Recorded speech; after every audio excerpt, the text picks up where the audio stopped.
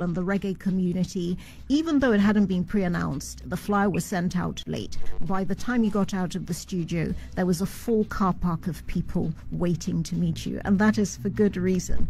Well, we're saying good morning to you. It's the first time you've been in since you were named TGMA Artiste of the Year. How did it feel winning that award that day? It feels good morning, Ghana. Good morning, everybody. I think it feels worthy, and for me, it's a continuous journey. You know, as youngsters, you know, who have been heavily inspired by, you know, our legends from yesteryears, you know, till today. It feels inspiring that continuing, you know, with the musical legacy of Ghana, from Ghana. I have been one of the people who have relentlessly continues to contribute. So it just feels fulfilling and very worthy and rewarding, you know, to have come up again tops Artist of the Year. You know, you because you look no older day than 20 years old. But Exactly. of course, you have been in this industry for a long time. Yeah. Which was why in our first year, when we had the Asaase Sound Clash, and you of course were one of the two great highlights alongside Shatawale of that great event in our first year. It's why when we had that, you had the tunes. I said, these people are going to do 40 tunes back to back and do I mean, I thought that's not possible. The track record was there, and once you started performing, you recognized all this. It's like, oh, of course that's him. Oh, of course that's him. For you, which is the most important part of what you do as a musician? The songwriting, performance Benji was talking about earlier on, the press, the PR, the meeting, the fans. What gives you most satisfaction? What gives me more satisfaction is when I'm on stage performing. I love to perform on stage. I love to perform to an audience that are very open-minded to actually consume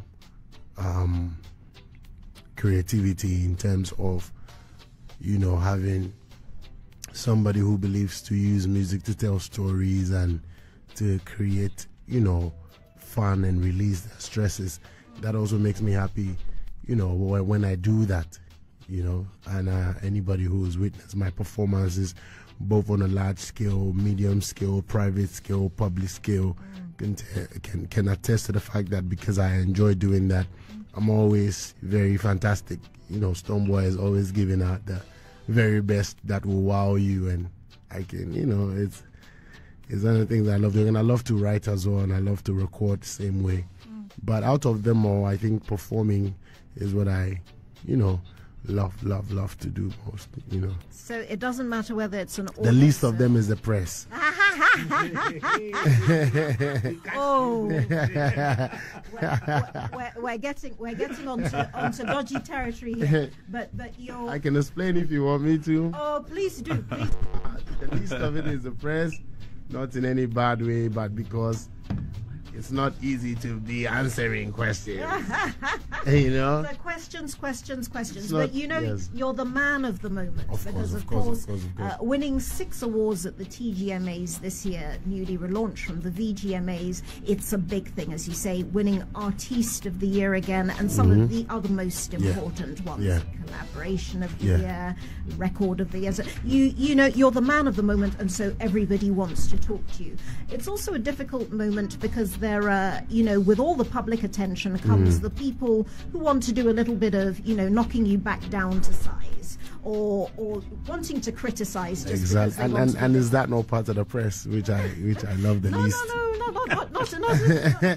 Not this press. I get it. So that's why I'm saying. That's why I asked if that is press. You know, press pressure.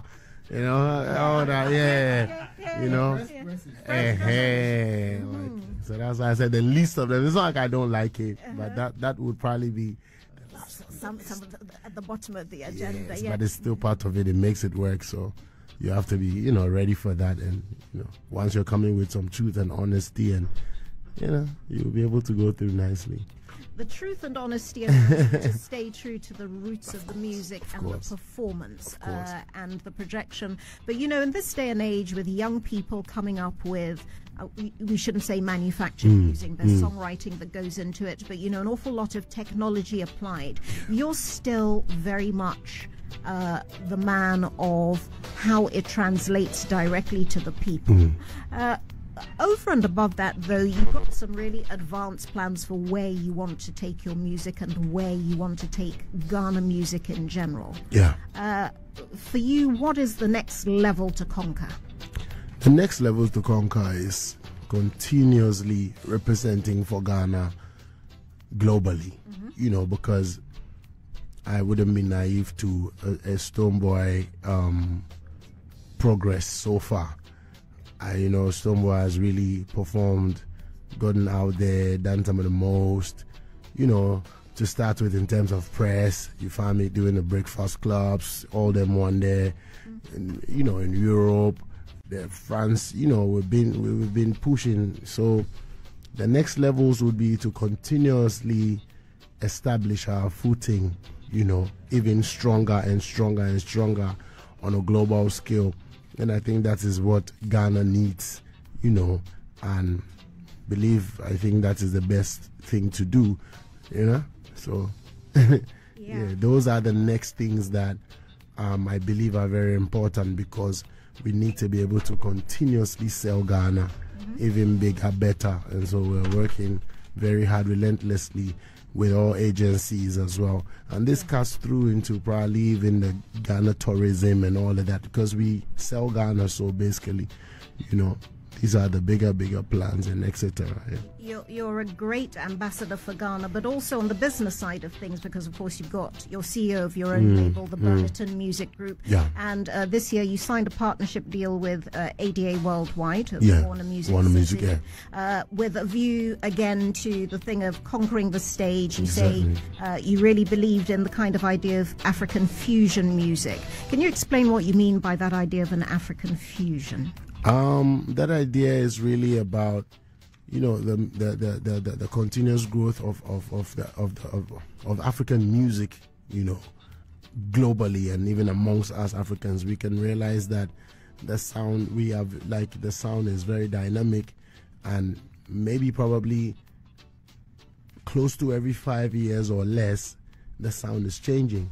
So the fusion, you have to be very open-minded as a musician to be able to allow yourself to carry, you know, what is happening, you know, so that you don't get stuck, you know. So for me, as somebody who carries this fusion of reggae, dancehall, Afrobeat, high life, like, I just embody everything. I can say that excellently, because I could drop you a high life, I could drop you a dancehall, and it's all like catalog is heavy. So I can speak about fusion, you know, as one of the people who is pushing the whole, you know, African music narrative of music of black origin coming from Ghana. And interestingly, Ghana sits in the center of the world, basically, and therefore it's not by coincidence that, you know, we are gifted like this as Ghanaian musicians, or, you know, in any endeavor that you find yourself. Ghana has some of the best quality, you know, products in terms of human resource globally, and so I'm proud to always carry this fusion along, and that's just what it is. Speaking for the world and for African music, now I could hog this whole interview, but I know Benji has a few questions. yes. Maybe to talk more about, I mean, your music and all, you know. So right from the times I started listening to you, there's a lot more deliberateness about the messaging. And one thing I find is you tend to write a lot of songs that speak to certain issues. So I listen to something like Suit and Tie. I listen to Run Go. I listen to Greedy Men. And these are all very purpose-driven music to drive a certain action or response. Of course. I mean, what's the motivation around that catalog within your repertoire? Thank you very much.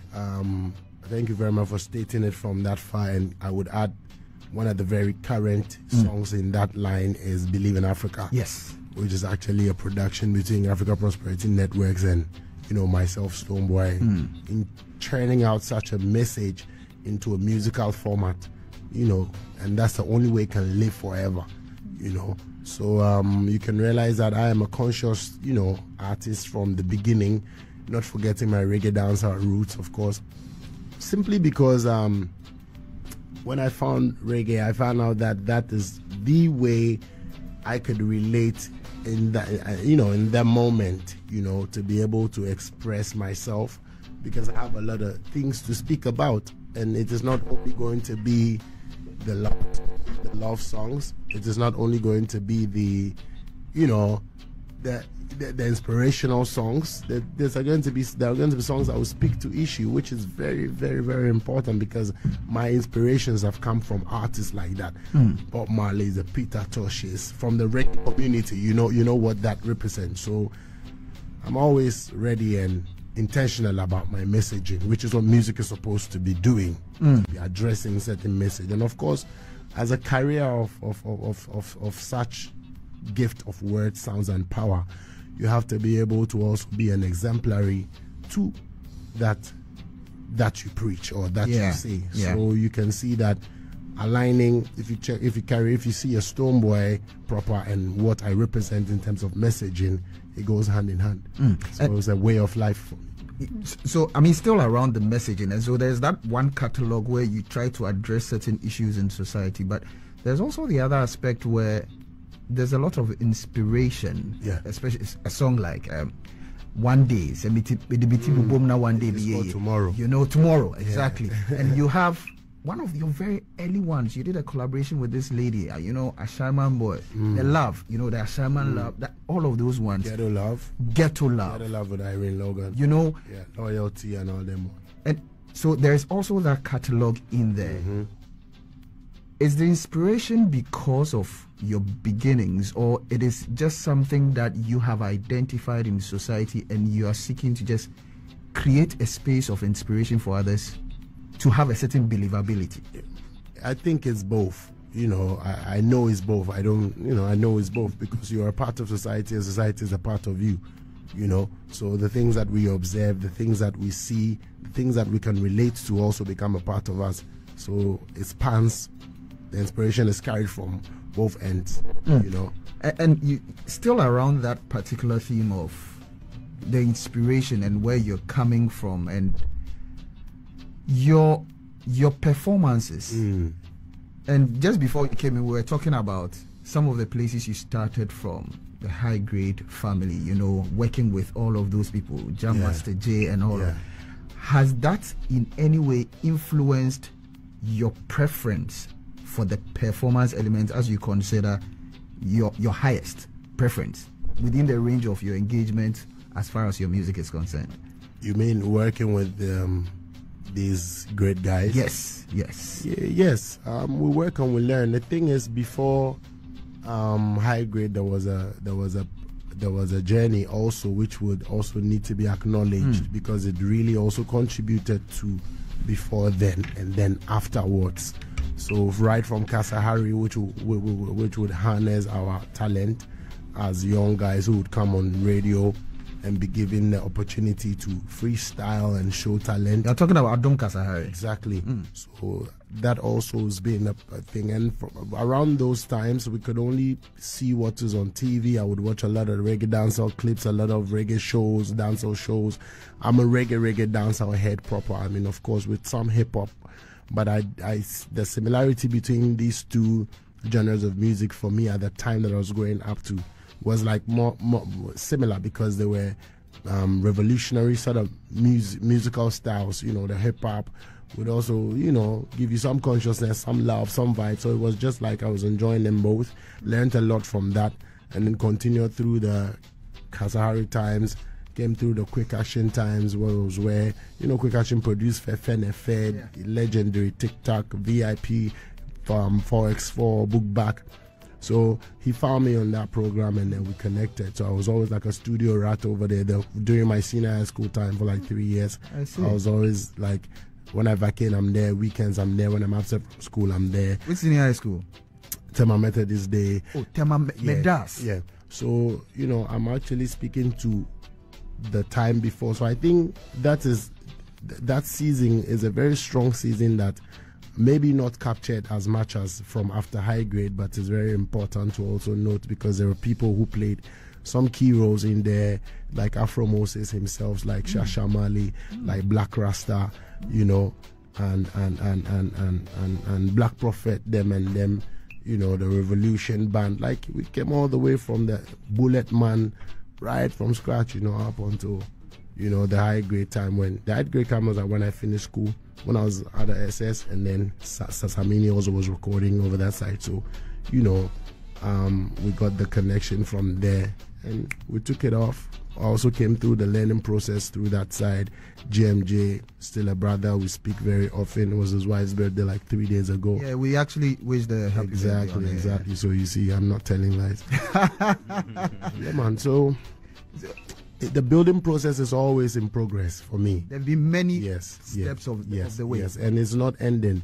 It's not ending. God willing, in the next 2-3 years from here, I'll be speaking about the journey 2-3 years ago, plus what I've all said already. So for me, it's a continuous process up until when the physical person is not here, and still the journey will continue. You know, so give thanks. All of those have built my capacity, my capabilities, my mentality. All the ETs. Yes. You know, just before we walked, I was telling Nanaya about how musicologists should probably pay attention to study you. I mean, your craft, because I mean, you have this beautiful mixed bag of catalogs within the repertoire base, right? Yeah. But now you've moved on from just becoming a great recorder, a great performer, but also a businessman, Benetton Music. Yeah. I mean, how did you manage that transition from being the musician to becoming the businessman? I think the musician would always come first, which I would prefer to choose, because that is the first calling, you know, and that is the gift on its own. So I would love to be the musician and everything else be in the back seat. But I think some number of years ago, I have had to, you know, grow in terms of knowing what is behind, because it's really the stuff that we don't see that power the stuff that we see. You know, like your organs are hidden. You can hardly see them, but they power the whole existence. Everything is inside. Exactly. So we have had to also get accustomed to the ways that things are done from the back end, and therefore Benetton Music Group, you know, single-handedly, so proprietor pushing and collaborating, learning, opening it up, and then this is where we are today, and is the machinery behind everything Stonebwoy, including the partnerships that have always been from, you know, from when we started partnering. But Benetton Music Group would forever be the you know, the springboard behind. And you have a number of people signed on. Yes, we've definitely supported and signed some artists before, you know, already, and then I'm happy to also announce here that you're going to be hearing about Beam Nation Next Generation, which is going to be, you know, like an academy sort of for these young ones, because till yesterday, everybody knows when I find a platform, I'm putting guys on. Like the last time I performed, which was even at Legon. At the Liman Hall Week. You saw me bring out some of the guys, you know, so this is Beam Nation Next Generation, and I love to do this every time. I love to, you know me now, you know, when I after my last paper in school, you know, I put up a thing for my SPSG weekend. Brought some of the brothers. It gives me joy and happiness to always uplift, you know, because it reminds me of my very, very early beginnings, and these are opportunities that were never really there, you know. So if I'm here, I feel it, I know it, you know, I get that empathy. So I'm definitely pushing, and it's not like pity, but I love it, you know, the fact that iron sharpened iron, that's it. That's just it for me. I love that. You rise by lifting others. Exactly. But sometimes you have to be careful who you lift or the kind of weight you lift, else is going to lift you behind. So I think I go by the iron sharpened iron kind of. Yes. Because if it's not an iron, then you cut it. If, vice versa. So. It's taking things also to the next cultural level, and some people, our Facebook commenters, have said, a few of them, that they really admire the performance. It was one of the highlights of the TGMA night, and we know the work that went into making that such a cultural moment. Also, some people remarking on the collaboration with Angelique Kidjo and Manoji, and talking about your particular, even though you're moving on the next cultural step, there is also this thing of finding your way back to your roots. The thing of using more Ive in your music, which you were talking about just before you came in. What's the cultural significance of those sometimes international collaborations, but particularly the songwriting in Ive? Is it like your first musical language? It must be, because born into an Ewe home. Both parents Ewes, that's why my first language. That's my mother tongue, definitely. You speak it, and I can speak it very well, so that is it. And I've always loved to express myself in my mother tongue, because there's some uniqueness with it. It comes with its own beauty, and it's interesting to realize that whilst you are sticking to your roots and diversifying, you are not just representing for a particular ethnicity. You are really reminding all of that. You're really reminding and representing for other ethnic groups, because, and the totality of it therefore makes us Ghanaians and makes us Africans eventually. So, one for all for one. You know what I'm saying? Yeah, so that's the mentality that I've always carried alongside. And it's beautiful. I think those who followed my career for a very long time, I'm one of the guys who started infusing some Ewe lines into the dancehall flair. Like, long long unless you know one no gin and a mako. Long if you over the hills and valleys, from mountain top to the gully. It's like 2010, 9 thereabout. And I've always had Mijo, Zova, me take be a thing I go me take it at this hour after than lava, me dash it, and every day I make the gala move, so that's why you get the Afro dancer that I pioneered, to be able to give it a name that can easily be recognizable, where when you ask what you do, you're like, Afro dancer, what's that? Afro beats plus dancer, literally, that's it. The fusion of it, therefore, Reggae is distinct, of course, with the rhythm alone, that's reggae. And even on those ones, I still put that fusion of, Afro dancehall style on there, just by being able to make people know your roots. And without your roots, then you're not standing anywhere. You're rootless, so you just be hanging. So I'm happy and grateful that it has been, and it's now even more evident, at these levels, where maybe people will think that it wouldn't matter, but I think this is the right time to continuously even fuse more and more of these styles, which is why you have a song like Manoji, which is a beautiful blessing. And that song was recorded 6 years ago. Whoa. What? Whoa. Yeah. And it's been in the can that long. No, are you serious? Of course. So if you have gold in the can like that, 6 years old, what else have we got? That's the question. Well, somebody does want to ask if album 6 is going to be full of reggae and dancehall songs, but perhaps more of that later on. But Intra. Yeah. I mean, Stonebwoy, congratulations. Thank you very much. Winning I personally am not surprised. It's something that I have told him many, many times, that as far as the reggae genre is concerned in this country, I'm yet to see one comparable to him. And it's largely because you've stayed true to the roots. But roots in itself is a spectrum. How has the evolution come about for you? You just talked about how you stay true to your origin of ever, and you throw it in there. But do you see this emulated across the continent, where other people are going to now start, maybe like do reggae music in Swahili and things like that? Yeah, I think that has been a long time. That has been going on before myself. Okay. Remember, we have great legends like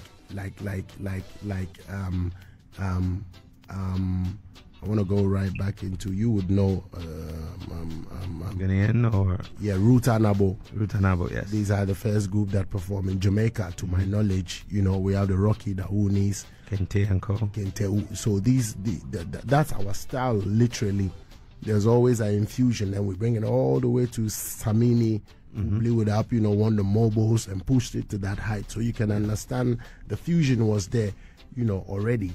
And when you go to Kenya, when you go to Uganda, when you go to Gambia, Senegal, like Metadia, them, they use their Wolof and chop it off. And I think this is where we have to make. This is what makes me believe that once it's music of black origin, then it stems from here. True. That's why I've always argued that we are the originals, black people, black music, are the originals of what we love. Could be the reggae, could be the Afrobeats and dancehall. So I'm not going to be the first one who would ever, have that combination. But of course, they say the way it's done is unique. The way I've been able to also tap into inspiration and remake is unique, whereby you find how I'm placing it and still having very authentic Jamaican representation, which would be representing for our people same way on a deeper level,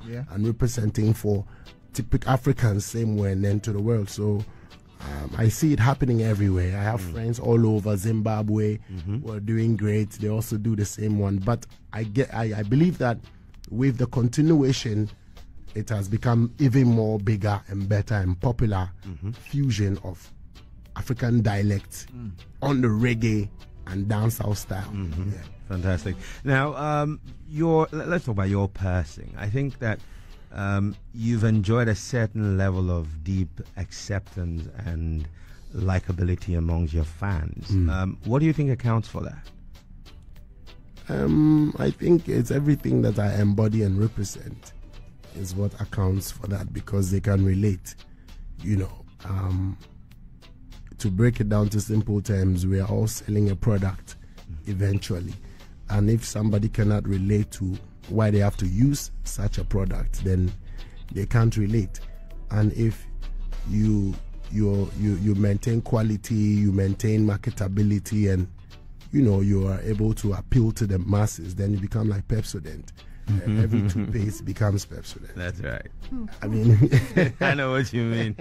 Just like every newspaper is called graphic. Exactly. So I think that is what has contributed to it. A lot of hard work, a lot of intentionality, a lot of opening up to continuously learn the craft, because it's changing. The change is a constant.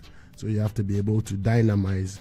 And I think it's very interesting how I believe that every 5 years I've emerged to win Artist of the Year, to use that as an example to show that I am constantly evolving. My last 2 albums are very dynamic. You can see that it's representing a global sound but still has the African grounds inside of it. And that's why somebody's asking, if the next album is going to be all reggae. Of course, I have a reggae album sitting at home. If Manoji is 6 years, of course you can understand the kind of stuff that I have. I like that. But talking about Manoji, your collaboration with the legend Angelique Kidjo, who made the call first? I did. After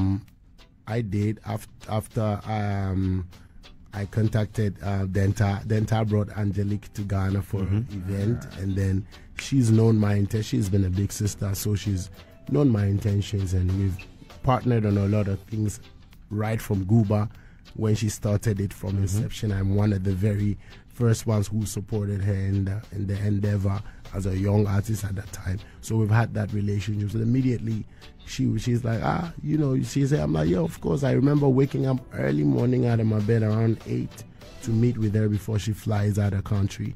And that was very nice. She's a big, great legend and is a mother. So she embodies the mother, attributes everywhere, anytime, because we are definitely her kids, you know, in the industry. So she really connected, like we all say, you know, spirits meet first. So she connected and loved my Opemasem. So we took it from there as a mother and son, and then I shared the music.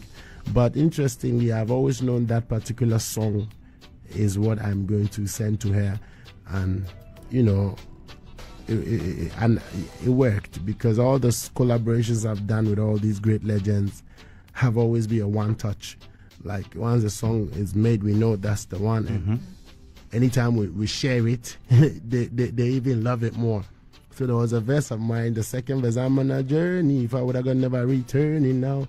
At a point when we were still arranging the music, we felt like, okay, let me just put that verse away.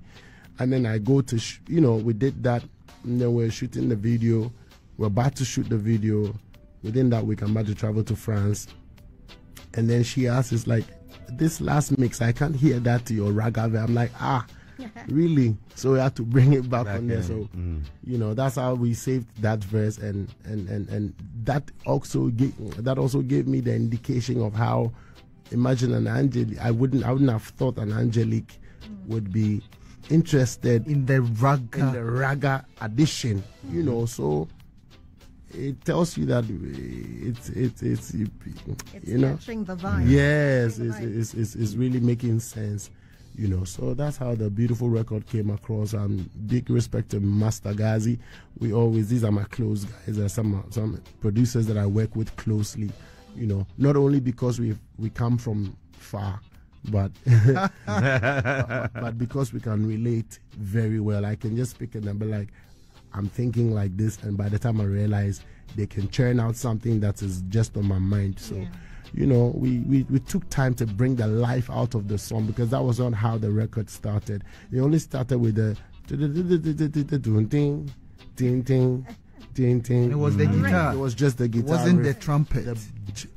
Believe you me, the beginning of that whole song, what actually caught me to start that record was just the guitar. That was how raw it was. Wow. You know. So that was the base of that song. You know. And so we knew this is too special to be rushed. So we took time to bring the live out of it. Then eventually we ended up playing it all live. And then that's how the final record was made. You know, 10 years ago, 10 years ago, I think it was the very first time Gramps Morgan came to Ghana. And we had this impromptu concert right in front of Rockstone's office. After his performance, we all sat and watched everyone else perform, including you, Episode, and a number of... Were you surprised at the love that he developed for you after watching you that day? I think yes and no. Yes, because of course these are great legends that can decide to whether pay attention or not.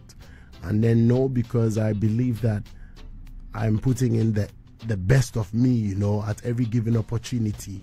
So if it catches the eye of, you know, great ones, and at that time I've had hit songs already, so there should be a lot of confidence to be able to know what you're trying to deliver. Because 10 years ago minus now would be what, 2000 that would be 2014. 2014, and I won Artist of the Year 2015 to the BETs. So around them time, we were still on, you know, we had some hits and all of that. So they were looking out and had some real ragga reggae songs where they would have heard, you know, a few, you know. So right from there, we developed that love, and then we went on tour from there. So they took me on tour for the first time, Morgan Heritage.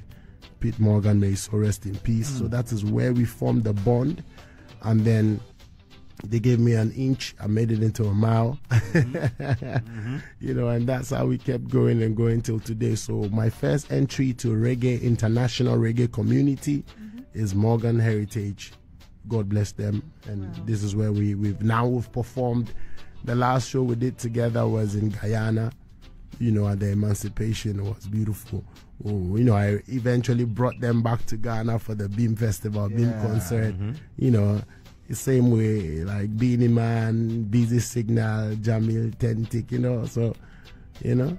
Yeah, man. So in addition to the praise coming through from Constance Agbemanu Ahosu for the traditional music, he describes it, Manoji. Also a question from Kin Kelly saying, ask our president, when are we getting the song with Duncan Mighty? Collaboration.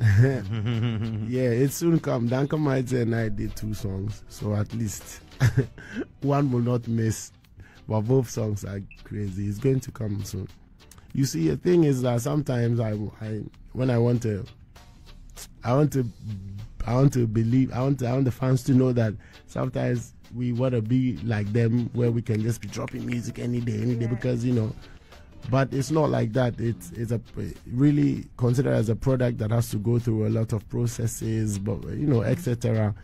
before it comes out. I would have loved to be just dropping everything when I record it, but that cannot be the best way. You have to have a plan for the child, There's still a lot of curiosity about collaborations. Yes. People are asking you, have you collaborated with Amaria? This is Kevin. Amare? Amare Bibi. And, of course. And also Amaria Bibi. Yeah, of course, of Amaria Bibi. Yeah, I've got a song Amaria. I recorded, years ago as well, like three years by Nano Rogues, And that's Amaria, one young, talented, British singer, rapper, Jamaican born, same way. And the thing of Kerry Hilson, obviously an international hit with that. And people asking also about a remix that you've got, an Overlord remix, using Jamil LaRusso. And is that... that's also fine. That's also coming. That's one of the biggest... Them are not believer, Thomas and Judas, head back over in the blood of Jesus. Lucas, when you want to pump me school, but you don't know why you not pat Mama Lucas. Yo, we have some big things coming. Just when? Yeah. The question is When? Before the year ends, God willing. Okay, before we would have an album drop. So with that we're serving a platter, a buffet. With that much in the vault, would you ever consider releasing a double album? Yeah, I did before on Episodes of Mama. That was a 24-track double album. Would you do a repeat of that? I could. I could, depending on how things go. But lately, I think that attention span is really very short, in terms of music. So I might not waste, music, but I'd rather take time. For those of us who would take our time. Yeah, I can cut. Yeah, I believe that I can cut some for, I can cut some specials for those who would want to. But... We have some materials that will continue to fill in the gaps for music here in Ghana and on the continent. But over and above the filling in of gaps, is there a next big project that you're working towards? I mean, we know on the social responsibility front, because of course you're not just the musician, you're also the man in the community. You talked about the deep sense of your roots and where you're coming from. And there are causes out there that even aren't anything to do with your personal background, but you're very much involved with. Autism, widows and support of the widows. You've done high school climate change tour and so on. Is there something that is a music tie-in with some of this social responsibility work or rooted work that you're doing in communities? I mean, is there some of these ones that are music tied in? Like that has music, like a music project? Would you consider doing like an album off your climate change tour of high school? Oh, nice. That an album hasn't been thought of in terms of, but I have songs that tackle that. Those are special songs that I think one in between time could do, and then maybe you can put it all together and musically adulterate it to give it some type of vibe. I'm actually the other night I was thinking about doing some orchestra kind of vibe. I was thinking of doing some symphony major kind of performance. So maybe I could, these songs, like he said, I have different catalogs within the catalog. Yes, we adopted an autism center in Tema called Hope Setters, owing to one of the very peculiar, observations or by one of their students, and that actually, there's a short mini documentary on that one that I think is online, that people can watch, and it inspires me to do more. So in terms of the social aspect, of course, the Livingston Foundation keeps doing my widow's mite, you know, but constantly also doing things below the radar. And you know, it's some of these things I just, because we are all serving humanity, this I've come to know. No matter what you do, you're serving humanity.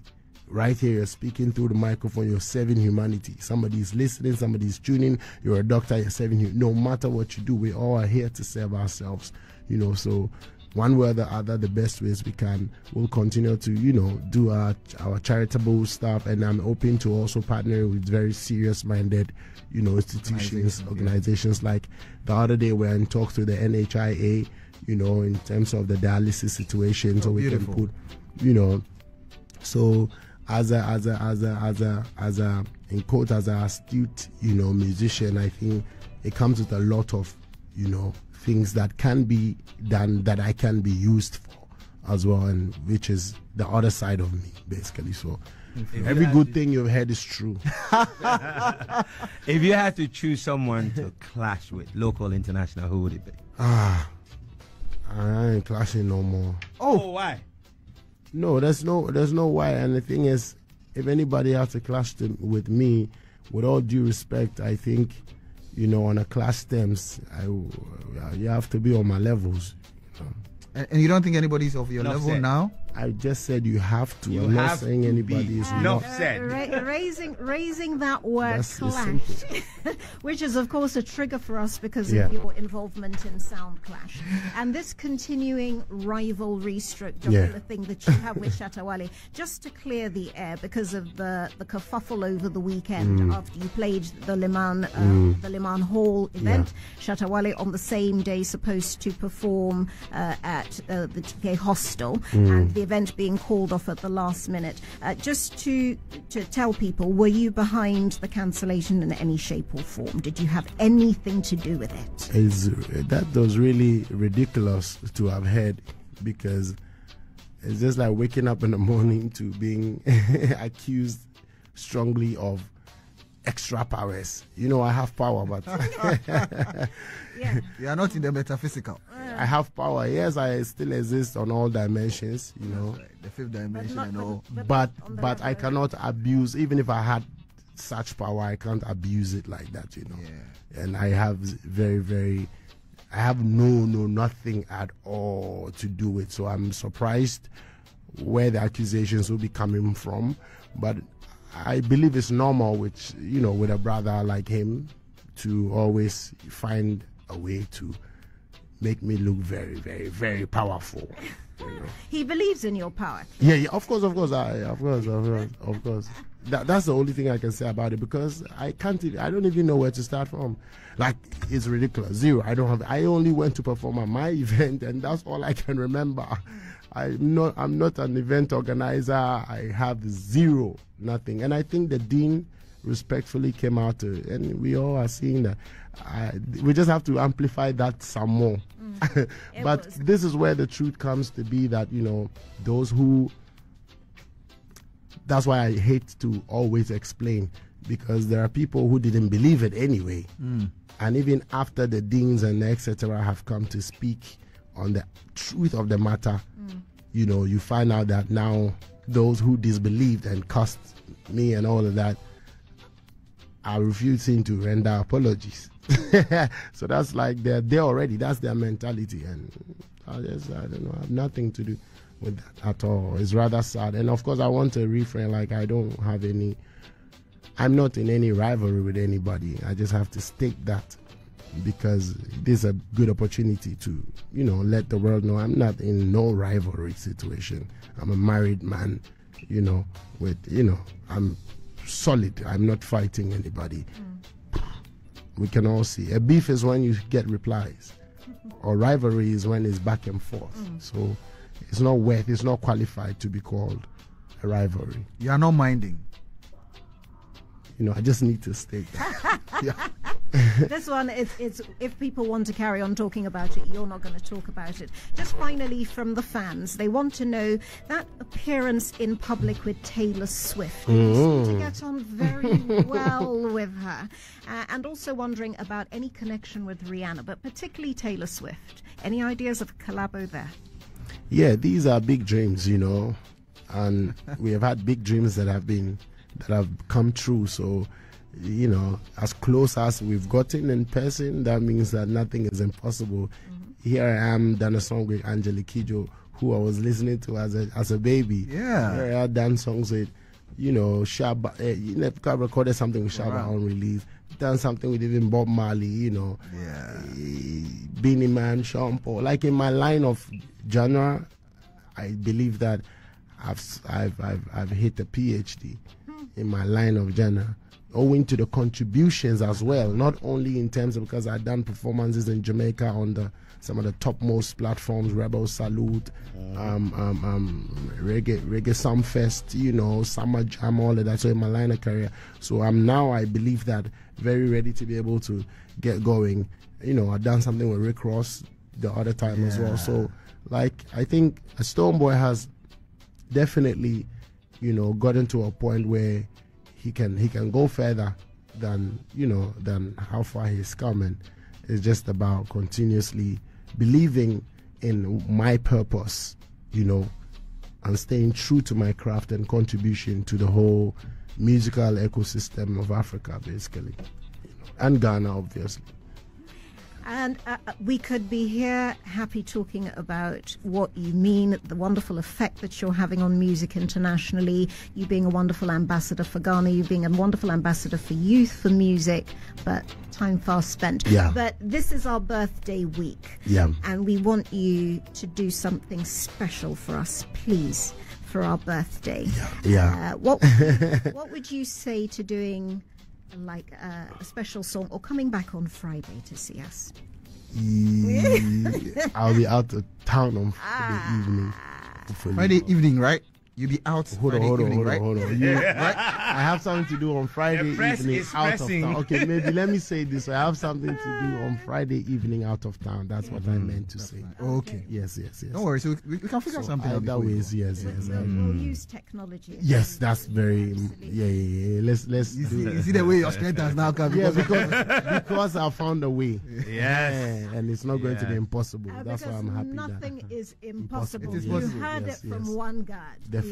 Nothing is impossible. Look to the skies. But our great thanks. God bless you. Thanks for having me. I enjoyed the conversation. We try. Yes. I did. We loved having in the house. Yes, BIM to the world. Bim. One God. Yes, Manojilo. I got a new one coming on Friday. Do some acapella giveaway. Please teach Nana how to say the beam, because the way she said it. No. Oh, Trust chairman, me. he Let's has do it one more validated time. it. How? Okay.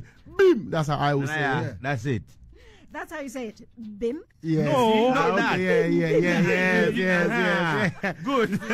Bim, yes, you have to put energy to Hey, it. Bego, if I do some acapella on the Manoji for we. It's espera utoma linamo. Honama toma linamo. Amakagbo yiga mala kokloba yero hogaka blele goto. Deka kwe mano komano tutum yeah mano vuvum yeah.